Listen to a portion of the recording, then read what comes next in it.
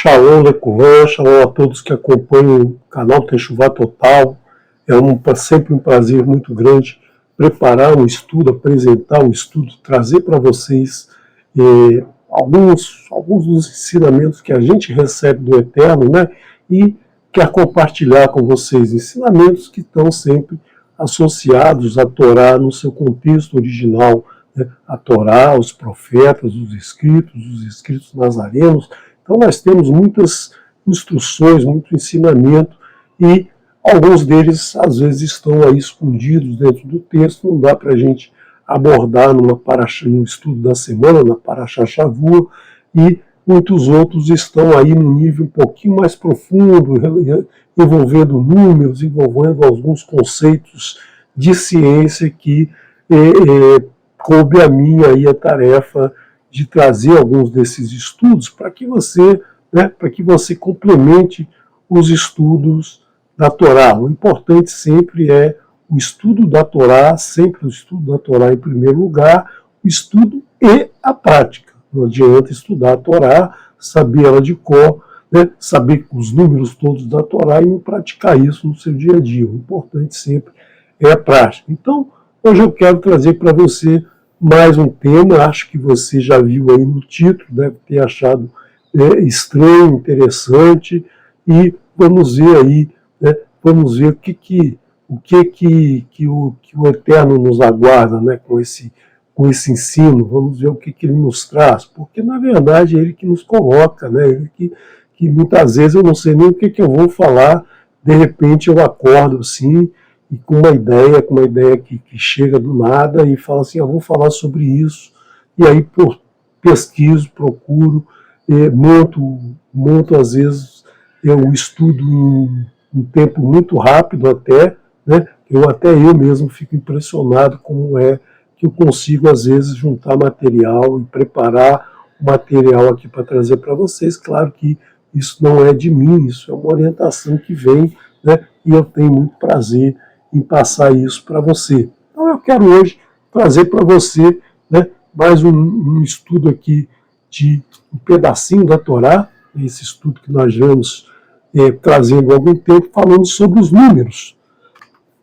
Números que são apresentados em vários trechos, que são apresentados de várias maneiras dentro da Torá, né, seja pela gemátria, seja por uma data, seja por um número qualquer, por uma idade, né, e hoje eu quero trazer um número que está associado mais com uma outra área do conhecimento que está no nosso dia a dia, mas muitas vezes a gente não percebe, a gente não sabe que isso acontece no mundo, que isso é importante, por que é importante, né? Por que é importante a gente tratar esses assuntos. Então, eu quero trazer para vocês hoje alguma coisa ligada à padronização, a grandezas, né? Eu já falei para vocês algumas vezes aqui sobre grandezas. Eu sou físico, gosto muito desse tema, né? Até porque trabalhei muito tempo na área de metrologia aplicada à medicina, né? Então nós temos que em Bereshit bara Elohim et hashamayim ve'et haaretz, nós temos três grandezas básicas da física, né? do nosso universo, que é o tempo, Bereshit, no princípio, Hashamai, que é espaço, que é distância, né, comprimento, e nós temos Haaretz, a massa, né, todo o universo conhecido é composto de matéria, massa, átomos, né? Então essas três grandezas, elas têm essas unidades aqui que a gente coloca aqui o S, né, para segundo, o M para metro e o kg, quilograma. Essas três grandezas são as grandezas básicas, né? O que é uma grandeza? Uma grandeza é quando você quer relacionar qualquer coisa, né? Qualquer coisa do nosso mundo, qualquer coisa que a gente observa, a gente se relaciona sempre a essa grandeza. Tempo, comprimento e massa, né? São as grandezas básicas do nosso dia a dia.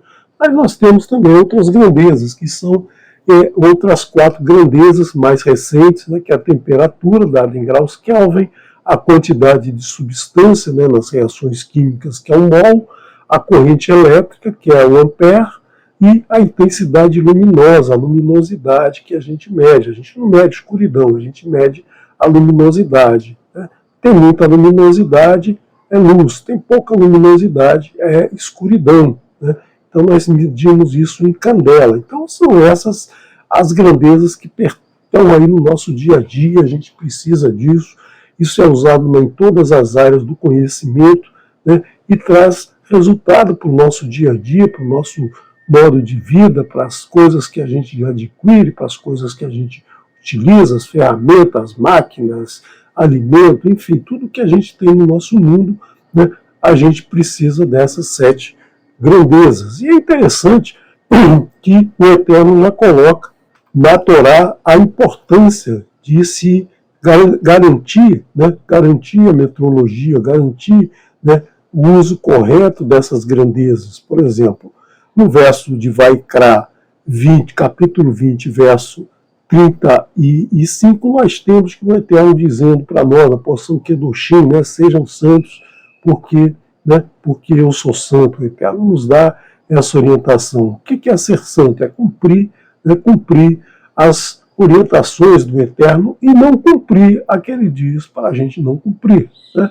Então, não seja desonesto quando aferires o comprimento, o peso ou a capacidade. A capacidade está ligada ao comprimento, né, ao volume. Capacidade aqui no volume, são 3 dimensões de comprimento. Veja que ele não fala aqui no tempo, né, porque a gente não pode enganar o tempo, a gente não pode adiantar, a gente não pode atrasar, a gente não pode mexer no tempo. Né? Mas a gente pode mexer no comprimento, a gente pode mexer na massa, a gente pode alterar o volume de alguma coisa, e aí numa relação comercial a gente está lesionando aí, lesando, né, o nosso próximo. Então ele diz para a gente não ser desonesto, ou seja, ele já determina na escritura a necessidade da gente trabalhar com a padronização de pesos e medidas, né, como a gente fala. Também nós temos, né, no verso seguinte, ao contrário, use balanças honestas, né, que um quilo seja exatamente 1 quilograma, seja 1 quilograma, pesos honestos, medidas de secos e molhados e de líquidos honestas, né, secos e molhados, e termina com a seguinte frase: eu sou Adonai, o Elohim de vocês, que os tirou da terra do Egito, ou seja, que tirou da casa da servidão, que tirou da idolatria, que tirou do crime, né, que te tirou do crime. Então você não deve cometer erros, né, propositais na hora de aferir um peso, aferir uma distância. Não altere, muitas vezes ele fala, não altere a marca do seu terreno. Né? Se o seu terreno tem uma determinada dimensão, você não pode alterar essa dimensão.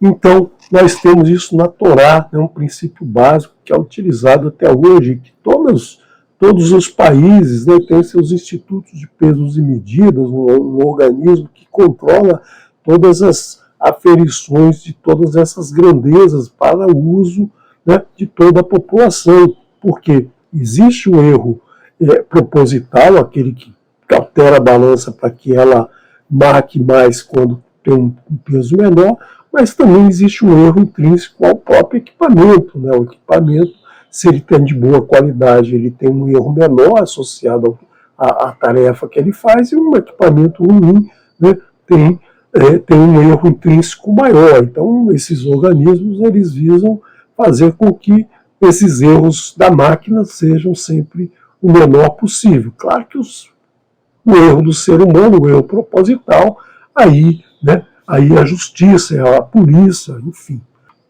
órgãos que tendem a lidar com o relacionamento humano. Né? Mas se a gente seguisse a orientação do Eterno, esse erro devido ao ser humano deixaria de existir. Você vai pesar 1 quilograma, é 1 quilograma.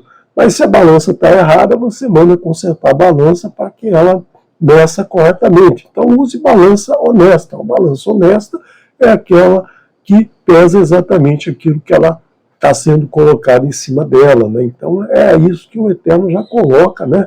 Há 3.000 e poucos anos atrás ele colocou na Torá para que a gente use isso corretamente hoje, mas a gente sabe que muita gente não faz isso. Né? Então a padronização, essa metrologia, como a gente chama, né? A ciência que estuda as medições, ela se aplica em todas as áreas do conhecimento, para que tudo funcione corretamente, para que se cumpra, né, essa determinação de Vaikra, para que a gente use pesos e medidas corretamente. Então, na medicina, nós temos, né, nos equipamentos que são utilizados, na instrumentação que é utilizada, na indústria, né, na fabricação de peças, então de parafusos, enfim, tudo que você pensar, né, tudo que você pensar tem que ser padronizado, tem que ter aí uma medição, uma aferição, para que você não tenha problemas na hora de precisar repor uma peça, você não vai achar uma peça para não ser, né? Vamos supor que você queira montar um carro, cada dia um farol chega de um diâmetro diferente, não encaixa lá no buraco que ele tem que encaixar. Imagina aí, né, o desperdício de material que teria aí a dificuldade de você ter dois carros iguais. Nós nunca teríamos isso, né, se não houvesse essa padronização dentro da indústria, no comércio, né, nas transações comerciais, na agropecuária, né, na fabricação de alimentos, rações para os animais, enfim, todas as áreas da agropecuária, na ciência em geral, nós usamos muita metrologia na pesquisa em todas essas áreas, né, o que termina aí combinando com a garantia da qualidade, quer dizer, um produto tem maior qualidade se ele tem maior confiabilidade metrológica, ou seja, que ele tenha menos erros intrínsecos possível, né? Então, muitas outras áreas nós utilizamos a metrologia, a padronização. E eu quero hoje falar sobre o papel. O papel também passa pela padronização. Imagina lá que alguns anos atrás, a gente aí na época da máquina de escrever ainda, né, que eu sou da época da máquina de escrever, fiz curso de datilografia, né, para aprender a digitar rapidamente, até digito um pouquinho rápido também, sem olhar para os teclados e usando todos os 10 dedos, né? Muita gente só usa os 2 indicadores, mas quem passou por esse curso, e era obrigatório ter esse curso naquela época, porque senão você não ia ser ninguém na vida, né? Se você quer ser alguém na sua vida, você tem que fazer um curso de datilografia. E a gente tinha papéis, cada hora o papel era de um tamanho, um formato diferente, então era complicado achar papel sempre do mesmo tamanho. E isso é ruim, como em todas as áreas aí, a gente viu que dimensões diferentes complica a vida, né, para armazenar, para usar, para colocar numa máquina de escrever, o papel é mais largo, não entra, né, então você tem aí muitas dificuldades. E aí resolveram fazer a padronização do papel, né, nessa padronização A, como é chamada. E isso foi feito pela International Organization for Standardization, né, uma organização internacional de normalização, o nome traduzido para o português, né? Standardization é padronização, mas o nome comumente usado na área de metrologia é normalização.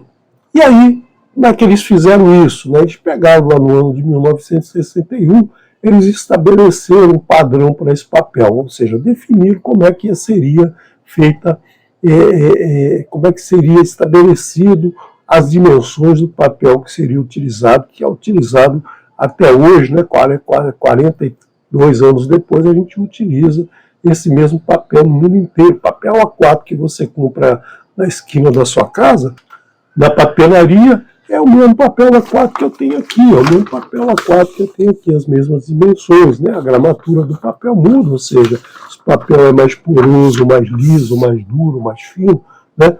Isso pode variar, mas o tamanho do papel é o mesmo. Então, você usa no seu escritório, na escola, nos trabalhos das crianças, na emissão de uma nota fiscal, enfim, em várias áreas a gente utiliza o famoso papel A4, né? Então, ele recebeu esse código aqui, foi o ISO 216, ISO 216, é uma norma que estabelece as dimensões do papel padrão A. Então vamos ver, né, o que isso tem a ver com a Torá, como é que a gente vai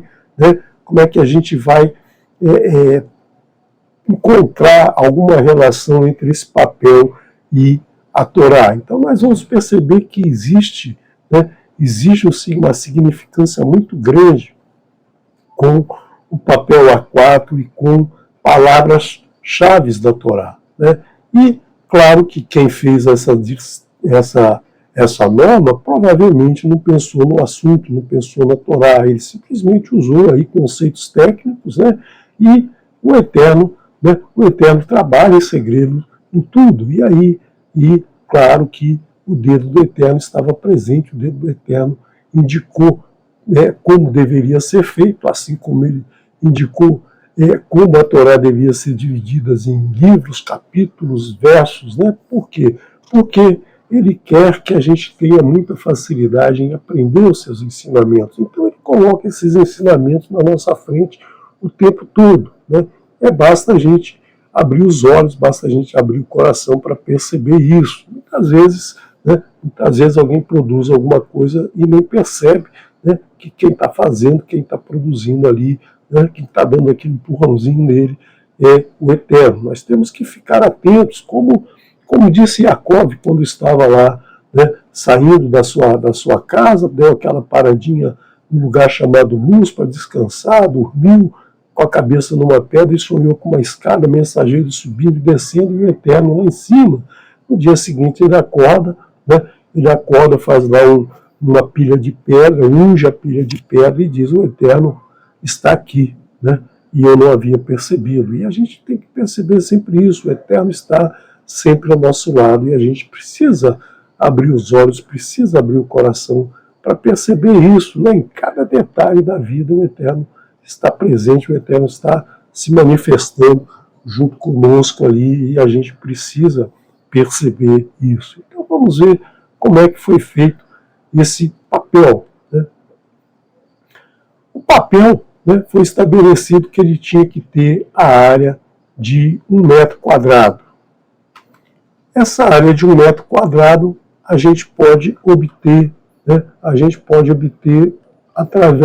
de um quadrado, né, um quadrado que tenha lados igual a 1. Né? Se tiver 1 metro de lado, você tem aí, né, você sabe que a área do quadrado é lado vezes lado, você tem aí um lado sendo 1 metro, você teria 1 metro quadrado. Por que 1 metro? Porque 1 metro, né, a unidade do metro, né, o 1 metro é a nossa referência de comprimento. Então, estabeleceram esse valor. Então, teria que ter 1 metro quadrado. Eu vou aqui, né, vou estabelecer a historiazinha de como é que foi feito isso, mas não quer dizer que é a história real, né? Eu não sei lá o que eles pensaram, o que eles conversaram, mas apenas seguindo aí o raciocínio lógico de como seria feito, então, né, para trazer aqui para vocês. Mas o resultado, né, é o resultado que eles chegaram. E aí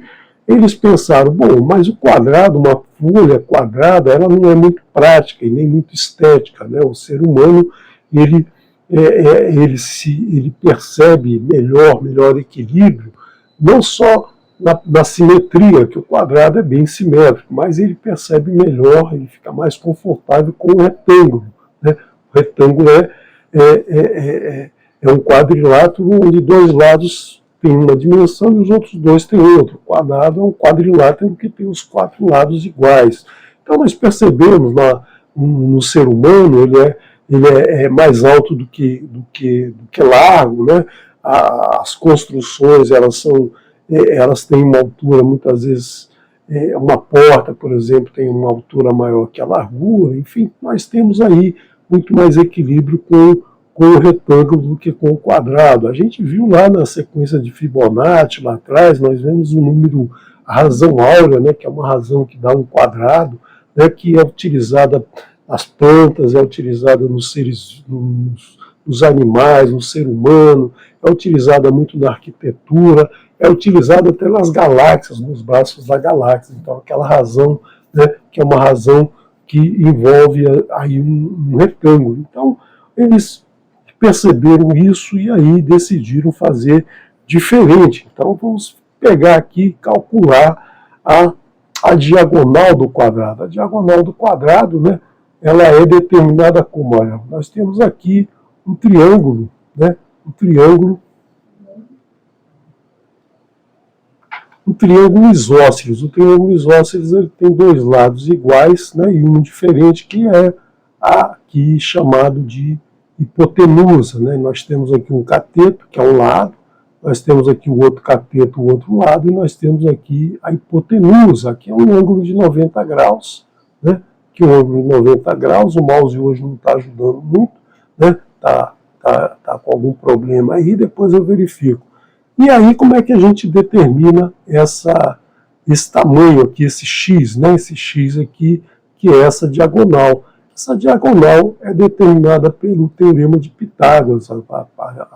A hipotenusa de um triângulo o quadrado dela é a soma dos quadrados dos lados, né? Então nós temos aqui L ao quadrado mais L ao quadrado é igual a x ao quadrado. Então, resolvendo isso aí, extraindo a raiz, nós temos que esse x tem a dimensão de L raiz de 2. Então nós temos aqui o valor desse x. E o que eles fizeram? Eles pegaram esse triângulo, esse quadrado aqui, e resolveram fazer uma folha de papel que tivesse uma dimensão igual a esse x, né? Esse x que é L raiz de 2, e o outro lado é um L. Né? Então não usaram o segmento áureo, mas usaram aqui esse segmento, né? Porque o segmento áureo não daria para dar 1 metro quadrado. A gente teria que fazer algumas contas e certamente eles acharam que não ia ficar muito legal. Resolveram fazer dessa forma e aí construíram um quadrado, né? Um quadrado que tem um lado igual a L e um lado igual a L raiz quadrada de 2. E aí a área vai ser L vezes L raiz quadrada de 2, L quadrado vezes a raiz quadrada de 2. E isso aqui tinha que ter 1 metro quadrado. Então aí a gente tem que determinar esse valor de L, né, para saber quanto é o valor de L para que esse retângulo aí tenha 1 metro quadrado. Então nós vamos utilizar aqui, né, nós vamos utilizar uma notação que eu gostaria até de trazer mais alguns detalhes para vocês, né, que é utilizado isso na ciência, mas muitos de vocês não conhecem, mas usam todos os dias. Por exemplo, o K, né, quando você lê 1 quilograma ou 1 quilômetro, aquele K significa 1000. Né? Então, você tem assim, 1 quilômetro. Né? 1 quilômetro são, abreviado 1 km, se escreve quilômetro com QU, não se escreve com K, se escreve com QU. Na nossa língua portuguesa, o QU tem o som do K, né? Nós não usamos muito o K aqui, né? E significa 1000 metros. Então, em vez da gente ficar falando 1000 metros, 1000 metros, 1000 metros, a gente fala 1 quilômetro. Do Rio de Janeiro a Belo Horizonte são 440 mil metros, né? A gente fala são 440 quilômetros, mais ou menos, ou um pouco mais, um pouco menos, não sei exatamente. Mas a gente usa o quilo para representar o 1000. Né? Muita gente sabe disso automaticamente, mas não percebe, né? Não percebe no detalhe.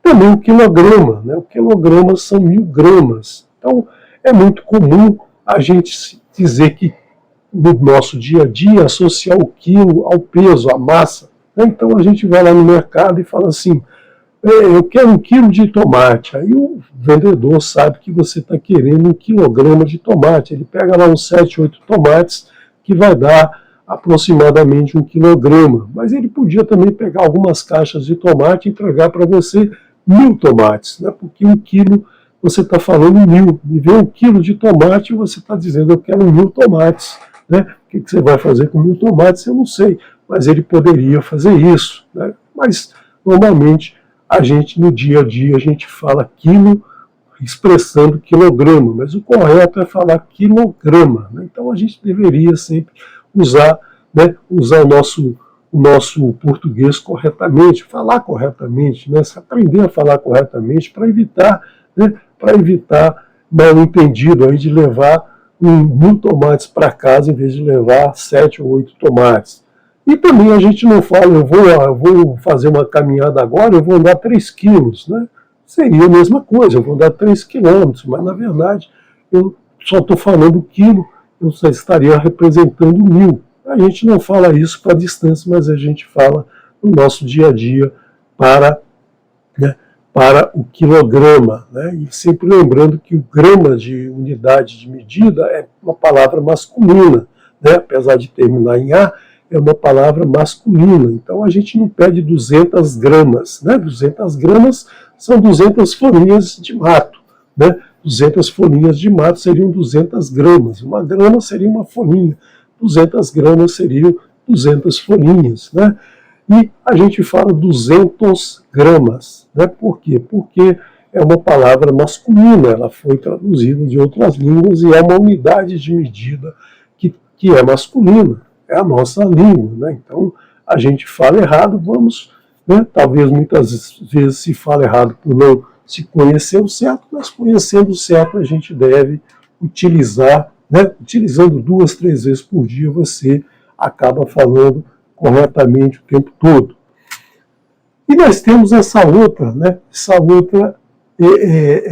Esse outro valor, essa outra letra que tem o significado de 1 milésimo, ou seja, 1 dividido por 1000, que é o mili, né? Esse M minúsculo, mili, né? Então, quando você fala 1 milímetro, é a milésima parte do metro, é aquele menor tracinho que tem na sua régua, na sua trena, né? Então, nós temos que 1 metro quadrado são 1 milhão de milímetros quadrados, porque 1 metro são 1000 milímetros, né?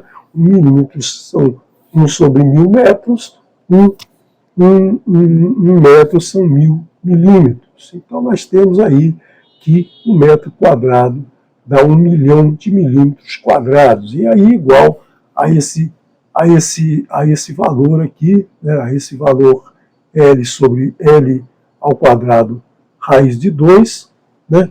Que aí a gente obtém que L tem que ser 840,9 milímetros e o X, que é L raiz de 2, vai dar 1189,2 milímetros. Mas é muito difícil a gente trabalhar com essa fração do milímetro. Então a gente arredonda para cima, 840,9 é quase 841, e o 1189,2 é quase 1189. Nós temos aí uma área, multiplicando esse número um pelo outro, nós temos uma área de 0,9995 metros quadrados, ou seja, nós não estamos com 1 metro quadrado, nós estamos com 0,05% disso, que está dentro da margem de erro aceitável, né? Aceitável dentro dos padrões metrológicos. Então, esse tamanho de papel, ele foi chamado de papel A0. Esse A0, ele é o tamanho de um papel, né, com essas características que eu mostrei para vocês, que tem 1 metro quadrado de área. E aí, como é que a gente vai usar esse papel? Esse papel é muito grande. Então, o que eles estabeleceram? Né? A divisão por 2, né? A divisão por 2, já que o nosso mundo, como a gente viu, Bereshit, começa com a letra B, que é o número 2, né? Então, dividir por 2 sempre é algo que já está intrínseco ao nosso conhecimento, ao nosso comportamento. Então, eles dividindo o papel por 2, nós temos o papel A1, né? O primeiro é o A0, esse segundo é o A1. Então, você vê que ele mantém aqui a largura de um, passa a ser o comprimento do outro. Por quê? Porque a largura desse aqui, né, essa largura aqui, né, passa a ser o comprimento desse aqui, porque a largura desse outro passa a ser essa aqui, né? Então, 841 dividido pela raiz de 2 dá 594. Então, nós temos o papel A1, nós temos aqui o papel A2, que é aquele A1 dividido por 2, dividido na metade, ou seja, mantém aqui a largura de um como sendo o comprimento do próximo, e aí a gente vai até o papel A3, papel A4, e assim vai até o papel 10. Do papel A3 até o papel A0, é um papel grande utilizado como como material para se desenhar um projeto arquitetônico, um projeto de uma máquina, um cartaz muito grande. Não são papéis grandes que, logicamente, são mais caros, que tem uma atribuição específica. A partir do papel A4, a gente utiliza mais, né, no nosso dia a dia. O papel A4 é o mais utilizado no nosso dia a dia, nas escolas, nos escritórios, enfim, todas as áreas em que se emite uma nota fiscal, por exemplo, que tem esse tamanho, porque é o papel padronizado, é esse papel aqui que tem esse tamanho bem característico, que você conhece bem, né? Que você conhece bem esse papel, é o papel mais utilizado. Aí nós temos o papel A5, um pouquinho menor, é metade desse papel aqui também. Muitos livros têm esse formato, né? Esse formato aqui, do papel A5. E aí nós temos o A6, um pouco menor, o A7, o A8, o A9. O A9 já traz aqui um número interessante, né? Já traz aqui o número 37. Então, esse número 37 você já viu, né? Eu já mostrei para vocês muitas vezes que é um número associado a Bereshit, a primeira frase da Escritura, a primeira frase da Torá. É um número base, né, de toda a Escritura, porque é o 3, é o 7. 3 e 7 dá 10, né?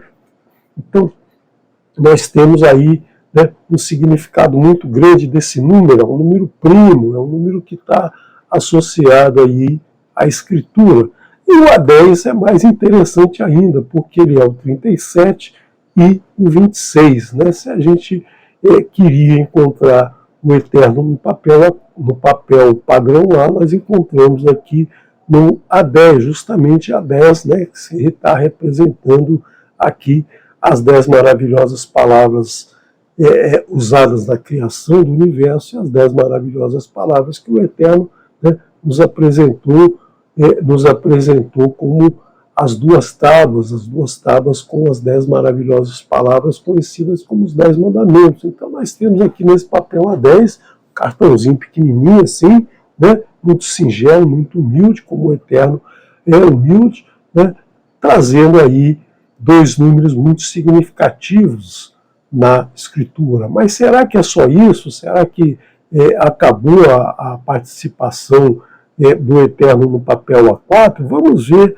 né? Vamos ver que a Torá e o papel A4 têm mais significados. Vamos ver mais um pouquinho agora, então, estudando o papel A4 e o A5, que são os mais comumente utilizados, né? Que estão dentro desse A0 até o A10. Então, nós vamos pegar um papel A4 aqui, né? Nós vamos pegar um papel A4 e nivelar ele aqui, alinhar ele com uma régua que tem 1000 milímetros. Então, vamos colocar aqui a parte superior do papel em 1000 milímetros. E vamos pegar e dobrar esse papel. Ou seja, vamos pegar esse papel e fazer assim, ó, fazer assim, né? Fazer assim. Então, se esse lado aqui tem 10, aqui eu estou dobrando de forma que aqui também, né, 210 aqui, 210 aqui. Né? E aí nós temos o quê? Nós temos aqui um número interessante. Né? Se o papel tem 297 de altura, de comprimento, se eu tirar 210, que foi essa dobra, vai sobrar aqui em cima só 87. Então, que número que ele cai aqui? No 900 e vou fazer a conta aqui, 1000 menos 87, 913. 913 é essa belíssima palavra trazida na Torá como a primeira palavra da Torá, Bereshit, no princípio. Bereshit tem a Gemátria 913, e você viu aí que sem nenhuma mágica, sem nenhum truque, né, só dobrei um papel A4 e consegui obter esse número 913. Muito interessante, né? Muito interessante esse número. Agora, se eu pegar o 1000, né, essa unidade 1000 aqui, e tirar os 297 de altura, eu tenho aqui 703. Né, 703 né, você viu aqui que o papel não foi construído para ter esses números, a partir de um papel de 1 metro quadrado, né, onde entrava ali uma raiz quadrada de 2, número 2, né, o Bereshit, o bet de Bereshit ali, né, a raiz quadrada, a gente chegou nesse papel que tem essas características. Esse 703 é o quê? Ve'et Haaretz. Ve'et Haaretz são as duas últimas letras do primeiro verso, que representa o Eterno criou os céus e a terra. Né? Então, esse e a terra está aqui, né? Tá aqui nesse Ve'et Haaretz. Então, nós temos aqui duas palavras somadas, né? 296 mais 407 dá 703. Então, nós encontramos aqui nesse papel A4, simplesmente colocando uma régua do lado dele, nós percebemos aqui 3 palavras da Escritura. A primeira do primeiro verso e as duas últimas do primeiro verso. Não é uma coincidência fantástica isso ter acontecido. Mas será que tem mais alguma coisa? Vamos então agora pegar 2 folhas de papel A5. O papel A5 é o papel A4, a metade do papel A4. Então nós teríamos aqui, na verdade, um papel A4. Na verdade, não é exatamente. Por quê? Porque nós estamos trabalhando aqui com aproximação. Então nós perdemos aí alguns números, não é exatamente a metade, né? Nós temos aí uma raiz quadrada de 2 e nós aproximamos aí um pouquinho. Então, na verdade, o papel A5, ele parte aqui do 210, que é o papel A4, e a raiz quadrada de 210 dividido pela raiz quadrada de 2 vai dar aqui 148. Nós vimos aí 148 mais 148 dá 296, e o papel A4 tinha um valor 297. Né? Então nós vemos aí que é uma diferençazinha, né? E essa diferençazinha ela é muito significativa para o que a gente vai estudar agora. Então vamos alinhar aqui o papel, né? O papel no 0 e no 296 da nossa escala aqui, na nossa régua em milímetros. E aí nós fazemos o mesmo processo, a gente pega aqui 2 folhas de papel A5, né? E dobramos ela dessa maneira. Então aqui nós temos o mesmo 210. Quanto é que nós vamos ter aqui em cima? Né? Se você pegar aqui essa ponta desse triângulo, desse papel dobrado, nós vamos ter aqui 296 menos 210, que dá 86. Então 86 é a gemátria de que palavra dentro da Escritura? Nós temos uma palavra que tem, né, que tem essa gemátria 86, que é justamente o nome Elohim, a terceira palavra do primeiro verso, Bereshit bara Elohim. Então nós encontramos já 3 palavras no papel A4 e uma palavra aqui no papel, em 2 folhas do papel A5. Né? Então vamos pegar agora novamente o papel A4 e dividir em 6 retângulos menores. Né? Então nós sabemos aqui que nós temos aqui 297, se você dividir por 3, dá 99, 99, 99. Né? 99 vezes 3 dá 297. E aqui dividindo ao meio dá 105. Então nós alinhamos aqui com uma régua no número 500. Né? O número 500 aqui em cima, aqui nós temos um outro valor. Né? Então nós temos aqui 99 aqui, 99 aqui e 99 aqui. 500 menos 99 dá 401. 401 também, se não me engano, é uma palavra, né? Uma palavra do primeiro verso da Torá, que é justamente a partícula et. Essa partícula aqui não tem tradução, muitas vezes ela representa aí um predicado, é um predicado que está vindo, criou, Bereshit bara Elohim. No princípio criou Elohim, criou o quê? Né? Aí vem o predicado é o que vem aí, né, trazer uma significância. Quem cria, cria alguma coisa. Então, essa alguma coisa vem trazido pela partícula et. Muitas vezes também ela entra como um conectivo, entra como um artigo, né? Nós vamos ver muitas vezes que ela entra como um artigo. Então ela é uma das palavras mais utilizadas na Torá, porque ela representa o princípio e o fim, o Aleph e o Taf, e então tem uma simbologia muito grande envolvida por ela, apesar de que ela não tem um significado tanto no hebraico quanto na tradução. Nós não traduzimos essa palavra, não tem uma tradução, ela tem um sentido, mas esse sentido é intrínseco à palavra e não, né, não um significado dessa palavra. E aí nós temos 401, a gente tira 99, dá 302. 302 não é uma palavra do primeiro verso da Torá. Nós não temos nenhuma palavra no primeiro verso da Torá. Parece que aí não houve coincidência. Agora 302 menos 99 dá 203. 203 é uma palavra da Torá. Bará, a segunda palavra. Né? Segunda palavra, Bará. Então nós temos a primeira, a segunda, a terceira, a sexta e a sétima. Então nós temos aqui também essa palavra aqui, 302, é ver a Haaretz. Não é do primeiro verso, mas a Torá, no princípio, quando ela foi escrita, ela não tinha divisão em capítulos e versos. Essa palavra ver a Haaretz é justamente a oitava palavra da Escritura, né? A oitava que representa o 8, representa a raiz, né, do santo nome do Eterno, bendito seja Ele. Né? O tetragrama sagrado que tem 26 e a raiz 26 é 2 mais 6 é 8. Então a oitava palavra é justamente Vehaaretz. Bereshit bara Elohim het hashamai ve'et haaretz. Vehaaretz haitá tohu vavohu. No princípio criou Elohim os céus e a terra.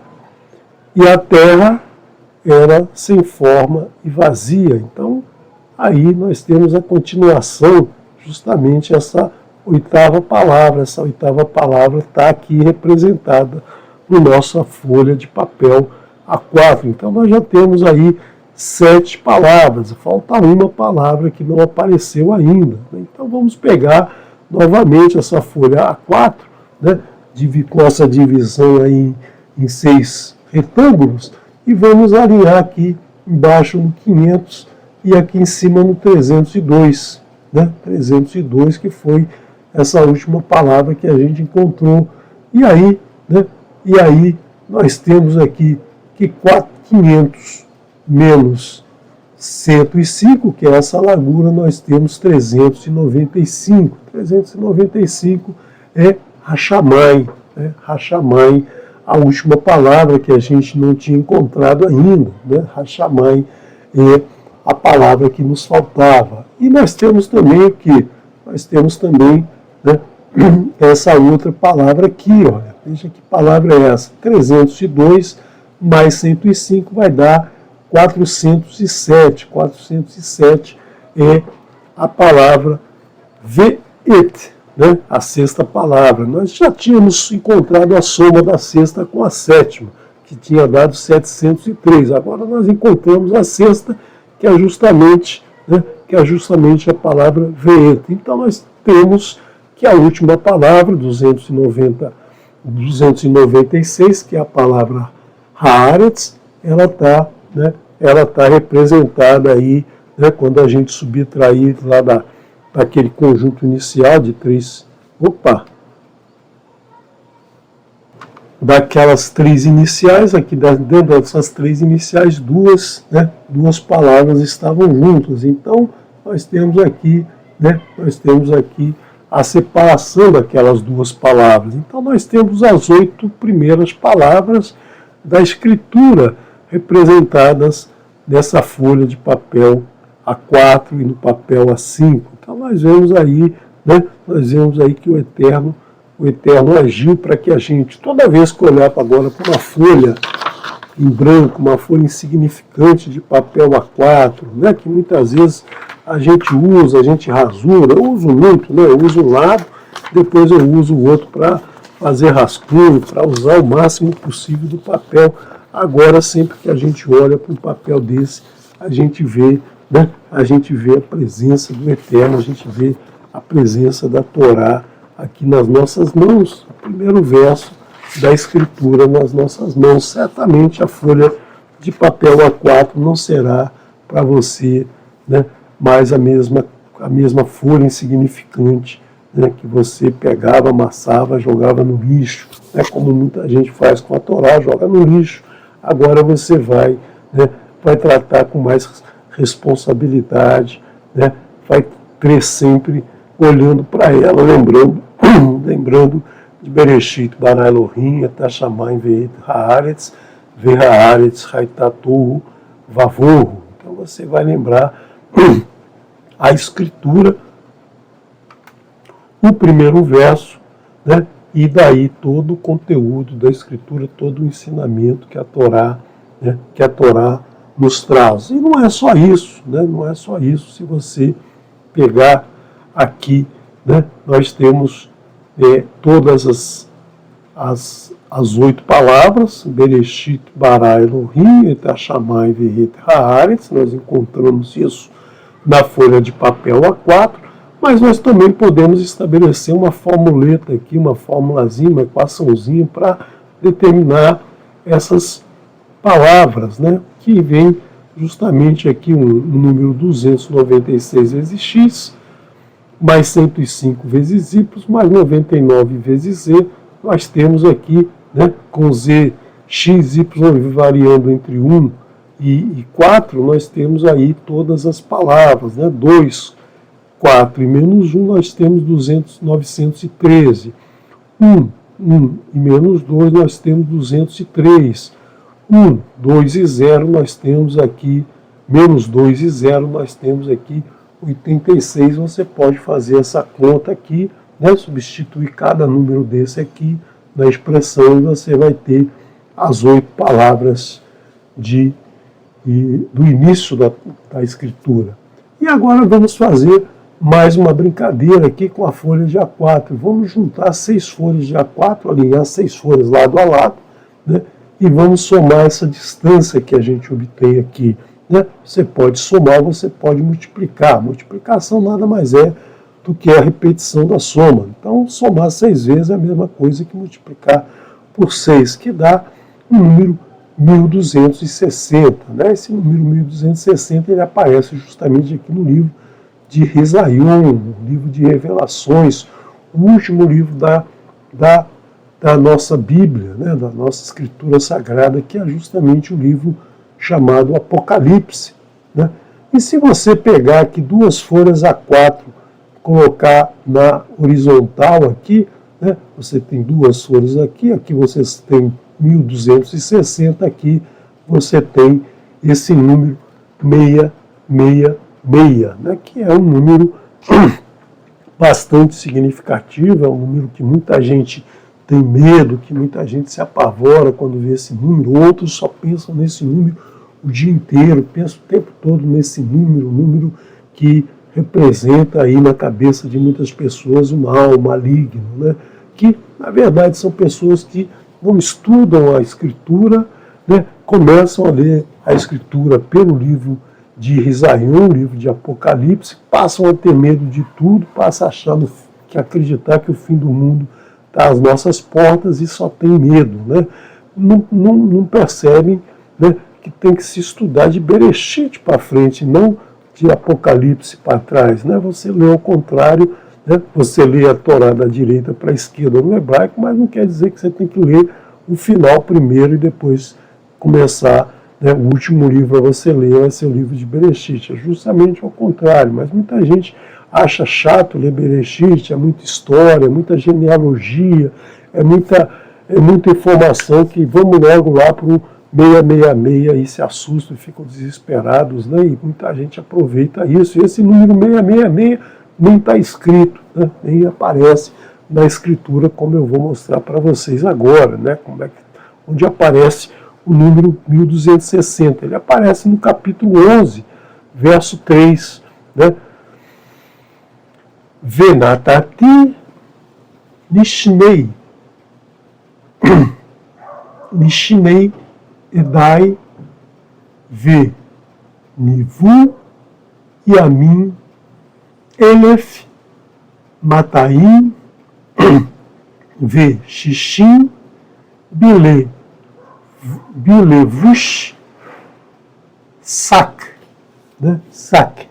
E darei poder às minhas duas testemunhas e profetizarão dias 1260, né? 1260 dias, o dias aqui aparece antes, 1260 dias, vestidas de saco. Saque, né? Saque significa saco, né? O mesmo som em português e hebraico, saque, né? Saco. Então nós temos aqui Risayum, né? Se você quiser aprender Risayum de uma maneira sem mistério, sem assombrações, sem aquela visão que muitos têm do Apocalipse, né? Fala em Apocalipse, fala sem fim de um mundo, quando na verdade não é bem assim. Então, se você quiser conhecer melhor, conhecer no hebraico, você tem aqui no canal esse estudo de Apocalipse, né? O livro do Risayum,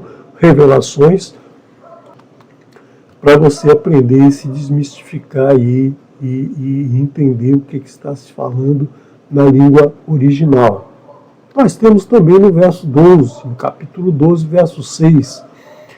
E a mulher fugiu dela ao deserto, que está ali preparado para ela um lugar sobre a ordem de Elohim, para provê-la ali 1260 dias. Verraixá, e a mulher Barerá Lar fugiu dela, Hamidbar, ao deserto, Asher Shan, que está ali, Rukan Lar, preparado para ela, Makom, um lugar, Alpi Ha Elohim, sob a ordem de Elohim, pela boca de Elohim, né, pelo mandamento de Elohim, La Le Ha Liken, para provê-la, Otá, para provê-la, Sham, Yamin, Elef, Mataim, Ve Shim, para provê-la no número de dias de 1260. Então nós temos aqui essas duas aparições do Risayum também na folha de A4. E o número famoso, esse número que é um número assustador, nem aparece na escritura, ele só aparece na tradução, na escritura original ele não aparece, né? Isso foi uma facilidade que o tradutor quis colocar para facilitar a vida das pessoas, porque elas não conseguiriam nunca somar esse número, né? Somar esse número no inglês, no francês, no alemão, no português, no chinês, ou seja lá em que língua que foi traduzida a Torá. Só no hebraico ele conseguiria, né? Só conhecendo a história ele conseguiria buscar esse número, que diz assim: aqui sabedoria irá nortear e a prudência de contar o número da criatura, pois ele é o número do ser humano. Seu número é desafio, ou seja, destruição. Então, Yohanan, quando escreveu o Risayum, quando ele teve essa visão, né, e escreveu esse livro, ele estava falando do imperador romano que era muito mau. Então ele não quis dizer que o cara era perverso, que o cara representava a destruição. Ele colocou um código aqui para aqueles que soubessem somar no hebraico, soubessem fazer a gemátria das palavras, descobrissem de quem que ele estava falando. Claro que o imperador não sabia fazer isso, então ele não estava correndo o risco, mas ele colocou isso aqui para aqueles que entendessem o hebraico. O tradutor falou assim: mas a maioria das pessoas que vão ler não sabem hebraico, então elas não vão poder identificar esse número. Eu vou colocar logo o número aqui, né, e colocou a frase assim: esse número é 666. E aí as pessoas passaram a ter medo desse número. Então leia aí, acompanhe o estudo no canal, que você vai perder o medo, se é que você ainda tem esse medo. O número 666 representa aqui o Czar Neron, César Neron, Nero, né? César Nero. O Nero era muito mau, era muito perverso. E o número 666 vem da gemátria do seu nome em hebraico, né? Kuf Samer Resh Nun Resh Vav e Anun Sufit. Então nós temos 50, 6, 200, 50, 266 e 100, que dá 666. Então esse é o famoso número que assusta aí muita gente, que na verdade é um número como qualquer outro número que a gente utiliza aí na escritura. Então, esse estudo eu peguei, né, como eu tenho trazido para vocês estudos de vários autores que se dedicam a estudar a escritura, e esse autor aqui, Peter Bloor, um inglês, né, produziu aí um livro, né, esse livro aqui, ó, e não vai aparecer porque é verde, e o meu fundo é verde aqui, então ele não aparece, mas é um livro aí que traz muitos números associados à escritura, triângulos, né? Então é um estudo aí bastante aprofundado, só que é um livro com uma visão, né? Uma visão de uma doutrina, né? De uma doutrina religiosa. Aí tem a divisão da escritura naquelas duas partes que eu não gosto de dividir daquele jeito, né? Que eu não acho correto, né? Que também fala aí de grego, tem algumas coisas aí que eu não acompanho, não gosto particularmente, mas aí eu filtro aí para vocês, trazer para vocês um ensinamento, né, que é um ensinamento voltado para o hebraico, que é um ensinamento voltado para a escritura na sua forma original. Né? Espero que você tenha gostado do estudo, espero que você aprenda não sobre o papel A4, né? Isso aqui é só uma forma do Eterno se colocar para a gente nos mínimos detalhes, né? No papel que a gente escreve, que a gente rabisca, que a gente joga fora, que a gente amassa, que a gente rasga, que a gente faz recortes aí, mas o Eterno está presente no nosso dia a dia em todos os detalhes, né? Não é para você também agora, né, vou ter medo de rasgar um papel, vou ter medo de riscar um papel, não é nada disso, não é idolatria. O Eterno não gosta de idolatria, não é para idolatrar o papel A4, não, mas é saber que os ensinamentos do Eterno estão à nossa volta, tudo que a gente faz, em todos os momentos da nossa vida, né, nós temos ensinamentos, é só abrir os olhos e o coração para receber esse ensinamento.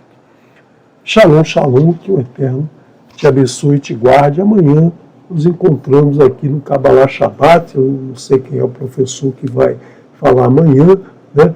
Mas espero que nos encontremos aqui no canal Techuvá Total, né? No chat, aí conversando no chat. E também eu quero dizer que nas próximas semanas eu não estarei apresentando um pedacinho da Torá, vou estar fora do Rio de Janeiro, certamente não vou ter condição de gravar e fazer as transmissões. Então, quando eu voltar, tão logo eu volto, talvez 2, 3 semanas, eu estou de volta e aí a gente, se o Eterno assim permitir, a gente retorna aí com mais um estudo. Eu não sei qual, não sei o que eu vou falar, eu geralmente só sei o que eu vou falar no domingo, na segunda-feira, né, que eu tenho um vislumbre aí do que eu vou falar, que realmente é muita coisa, é muita informação, é muita coisa que a gente tem que aprender, né?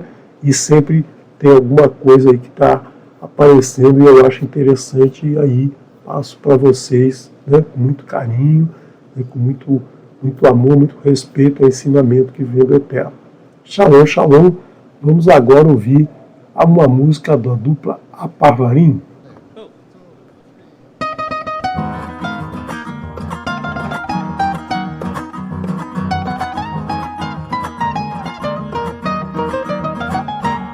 אין לך חמומיתה, ככה את אומרת, את נותנת לי בגדים בכל חיי. אז שימו לב, הקשיבו ידידיי, אין זה גן עדן שהוא קצת יפה מדי. מתוק הדבובה, הים מלובה, מה שטוב הוא טוב וטוב מהטוב לא טוב. מתוק הדבובה, הים מלובה, מה שטוב הוא טוב וטוב מהטוב לא טוב.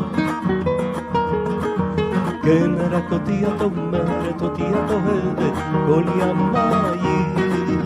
זה נשמע מתוק מדבש, אין לי כמו מריה רוזה, אכן היא אחרת כמו רוזה מריה. זה סיפור ישן חדש. מתוק התפובה, הים מלובה, מה שטוב הוא טוב וטוב והטוב הוא לא טוב. מתוק התפובה, הים מלובה, מה שטוב הוא טוב וטוב והטוב הוא לא טוב. אין לחם ומיטה, ככה את אומרת, את נותנת לי בגדים בכל חיי. שימו לב, תקשיבו ידידיי, איזה גן עדן שהוא קצת יפה מדי. מתוק התפובה, הים מלובה, מה שטוב הוא טוב וטוב והטוב הוא לא טוב. מתוק התפובה, הים מלובה, מה שטוב הוא טוב וטוב והטוב הוא לא טוב. כן, רק אותי את אומרת, אותי את אוהבת כל ימיי. זה נשמע מתוק מדבש, אין לי כמו מריה רוזה, אכן היא אחרת כמו רוזה מריה. זה סיפור ישן חדש. מתוק התפובה, הים מלובה, מה שטוב הוא טוב וטוב והטוב הוא לא טוב. מתוק התפובה, הים מלובה, מה שטוב הוא טוב וטוב והטוב הוא לא טוב. מה שטוב הוא טוב וטוב והטוב הוא לא טוב. מתוק התפובה, הים מלובה, מה שטוב הוא טוב וטוב והטוב הוא לא טוב. בואו תנסו. מתוק התפובה, הים מלובה, מה שטוב הוא טוב וטוב והטוב הוא לא טוב. מה שטוב הוא טוב וטוב והטוב הוא לא טוב. מה שטוב הוא טוב וטוב והטוב הוא לא טוב.